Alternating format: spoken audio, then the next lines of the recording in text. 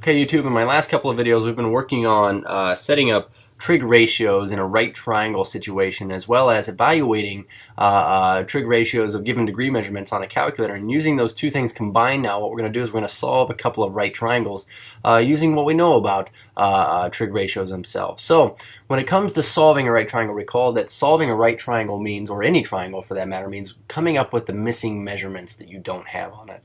So one suggestion that I'm going to give to everybody that tunes into this video is this: when you solve a right triangle, it's always good to come up with like a little, matrix for your data on the left over here, where you're recording everything that it is that you're finding and everything that you already know. So for instance, in terms of things that we already know, it seems to me that on this triangle, we know that angle C here is our 90-degree angle. So we say that's 90 degrees. We do not know the length of the side opposite, which is the hypotenuse. Now, one thing I want everybody to notice is this: we use capital C for this vertex value down here, the angle, whereas we use a lowercase c opposite this to indicate that this is the side length, since it's lowercase, that is opposite of the uppercase vertex C. So we have lowercase c we don't know, lowercase a we don't know, but we do know angle A is 22 degrees, and then we do not know angle B, but we do know lowercase b is 10 feet, so we could say that this is 10 feet here. And this comes in handy later when you use things like law of sines, law of cosines. But for now, we want to go solve for these unknown values in this triangle. So in terms of how we could solve for these unknowns, one thing that I'm going to point out right off the bat is this: angle B would be very easy to come up with, because whatever this B is right here, it has to add up with A to be 90 degrees. That is, all angles in a right triangle add up to 180. So if 90 of those degrees are down here, then the other 90 lie in the two acute angles. So to find B, we could say the measure of angle B really truly is this. We could say 90 degrees minus the measure of angle A, which is 22 degrees. This gives us a 68 degree measurement. So now we know that angle B is 68 degrees in measure, and whenever you solve a right triangle, I will always suggest going and writing in your values on the triangle itself to determine, whether it looks reasonable or not.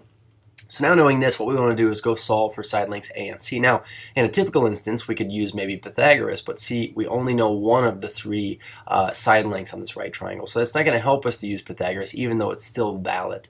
So what we are going to do is we are going to pick one of our acute angles that we do know, especially, and we are going to relate it to one of the sides we don't know and one of the sides we do know. What this does is it gives us an equation in which we have two knowns and only one unknown. So say, for instance, here, I want to solve for side length A. And I say I want to use this 22-degree angle to help me solve for this. My first question is, how could I take this 22-degree angle and relate it to the side opposite it and the side adjacent it? And when you're talking about opposite over adjacent, what we're really talking about here is a tangent value. So what we're going to do is we're going to set up an equation where we say that the tangent of 22 degrees would be this opposite, which is A in length, over adjacent, which is 10 feet in length, kind of comparison. And so using what we have here, what we're going to do is we're just going to isolate for A, which means we'll, just use algebra. We'll take both sides times 10. And what we end up with here is this: we get A is equal to 10 times the tangent of 22 degrees. Now, if this were the tangent of, say, 30, 45, or 60, we would just spit out the exact value. But since this is not an exact value, the best we're going to be able to do is get our calculators out and come up with not an exact value, but an approximate value. So the first thing we want to do is we want to evaluate for this tangent of 22. And tangent of 22 will hit tangent, or 22 tangent, and then we're going to take this times 10.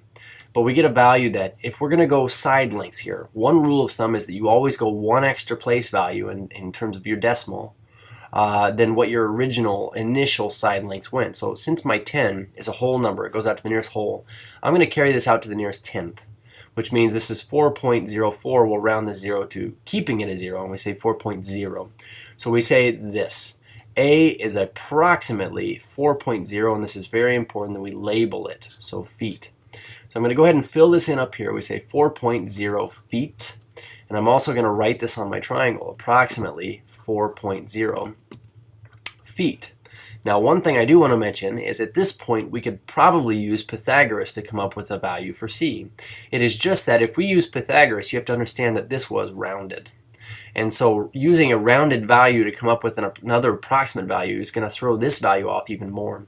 So when given a choice when using Pythagoras or coming up with this, it depends upon how accurate you want to be. And since I want to be as accurate as possible, what I'm going to do instead then is I'm going to use a different trig ratio. Let's say I still use my 22 degrees right here.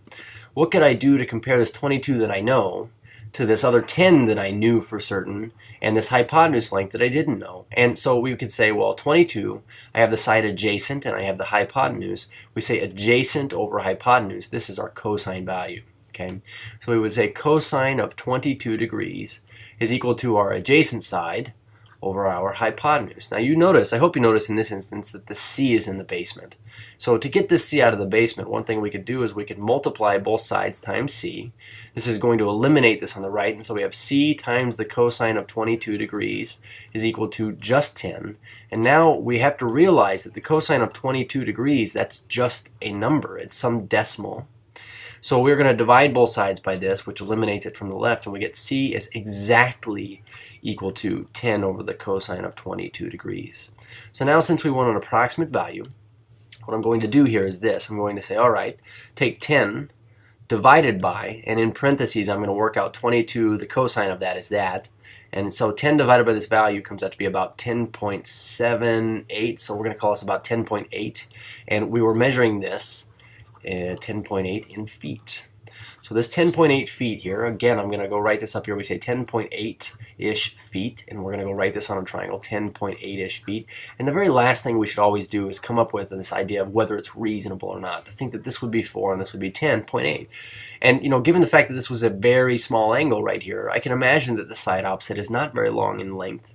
And also that the adjacent side to our 22, or the bottom leg of this, would be very close to the hypotenuse because these two sides are not that far spread from one another in terms of rotation. So having solved that, let's go ahead and take a look at another instance in which we're solving a right triangle, in which we actually have two sides and we do not know the hypotenuse. So in terms of solving this, let's go ahead and fill in the things we know. We know lowercase b is 8 centimeters. We know that lowercase a, opposite our capital A, is 3 centimeters. And we know that angle C is a 90-degree angle. So we have two unknown angles and an unknown side. The first thing I want to do is go solve for the unknown side length, which in this case is the hypotenuse. So we would say this is lowercase c.